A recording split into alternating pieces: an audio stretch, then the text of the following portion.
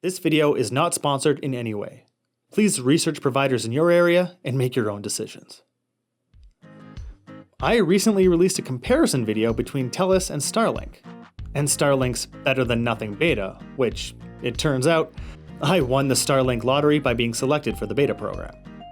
In that video, I spoke about what a lot of people did, how easy the StarLink setup was, and how fast the speeds were. Prior to filming that video, I had been struggling with my rural internet connection for a very long time. My biggest struggles came from trying to handle what was essentially non-existent internet service from ExploreNet. For years, my connection would go down for days at a time, or longer, seemingly at random. It might have something to do with the proximity to their line-of-sight tower, but regardless of the reasons, ExploreNet was by far the worst internet service I've ever had the misfortune of dealing with. After that, I moved to Telus, and their Smart Hub for rural internet. And my connection got, at the very least, a little better, because I actually had a connection. But that didn't come without its own growing pains. Upon my first setup of the Smart Hub, its connection would drop out frequently. 1 to 2 bars of service would often drop to 0 bars. Eventually, I figured out that if I forced non-LTE connections, it would stay connected, but that did result in lower connection speeds. My typical download speed was around 5 megabits per second, though it did fluctuate quite a bit. My conclusion in the last episode was that StarLink was considerably faster and considerably more expensive than Telus. I'll just take a moment to be honest here. I never expected that video to take off like it did, though I'm not complaining. And I'm not at all sour that a video I whipped together relatively quickly got massively more views than a series I spent magnitudes more time and effort on. One which unveiled original, unseen concept art of an iconic attraction. But joking and shameless plugging aside, it's always great when something you create takes off and is well received. So thanks to everyone who watched, commented, sent in questions, and told me that my router was basically a potato. Yeah, I didn't have a potato to film this with. And when a video takes off like that one did, it's inevitably going to catch the attention of a lot of people. And some of those people just might work at Telus. It seems that they saw my comparison and the struggles I was having with my Telus Smart Hub, and then reached out to me to ask if they could take a crack at improving my experience. And really, with a year left on my contract, why the heck not? I was told that while the Telus Smart Hub I was using functioned well for many users, there were some people in certain locations that had struggles. And I was like, yeah, I know. I'm one of those people. So they sent out a new and improved hub for me to try. They also booked me in for their antenna program. They said it was available to customers who were having issues with their hubs, but more on that in a bit. I took the new hub out to the cabin. Upon opening the box and seeing all these antennas, I was hopeful that this beast would leave my old hub in the dust. After installing the SIM card and screwing in all these fancy looking antennas, I was ready to roll.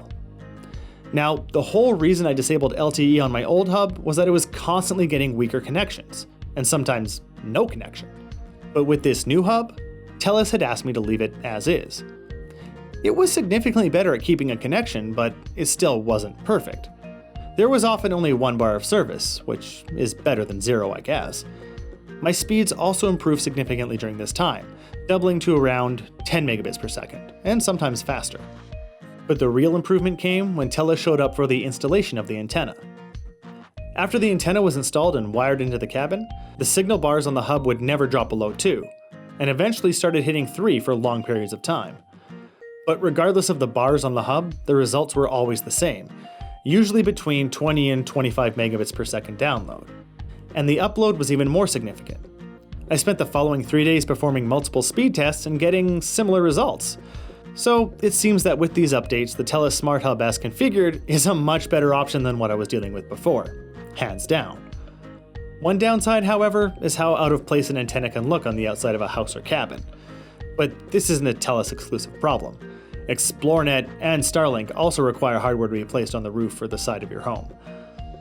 If you watched my previous video, you'll remember that the old Smart Hub that I had, it needed to be powered off and on daily. Otherwise, at times it would freeze up and would only work again once I manually restarted it. Because this is a remote cabin and I'm using this to monitor the premises when I'm away, it doesn't really work well. And though I was told that I shouldn't have to worry about power cycling this new one, the way I was with my last one, I still took out the battery, and I'm still using a timer to power cycle the device. To me, it puts my mind at ease, and it far outweighs any downsides. It's only been recently, as in this past December, that they started offering their antenna program. I admit when they offered it to me, I thought it was a special case because my video took off. But no, if you're an existing Telus Smart Hub customer, and you're having issues similar to what I was, then you can reach out to Telus. They'll be able to help you determine if an antenna will work to make your internet connection better. And if a Telus antenna will help your connection, as an existing Telus Smart Hub customer, there's no cost to get one installed. New customers, however, will be able to assess their location and decide if a $100 antenna fee makes sense for them. Going back to the improved hub that I received, on the other hand, that's far less likely to make it into your hands. I was told it's typically meant for business customers only. Though, if you are in a place where only a specific spectrum is reaching, like where I am, it is possible that it might be offered to you. But they say it's the antenna that will make the biggest difference for most customers. Apparently, this antenna program is making a big difference for a lot of customers, so hopefully it can help you out too. But in the end, does this really change what I said last time? No, not really. I stand by my position from before. I'm willing to pay more to get more. I want those broadband speeds that have traditionally only been available within the city. It's important to me. And until 5G is rolled out everywhere, StarLink is the only thing that'll do that. But again, as I said before, if you're looking for lower costs, the performance of the Telus Smart Hub as I'm seeing now is reasonable.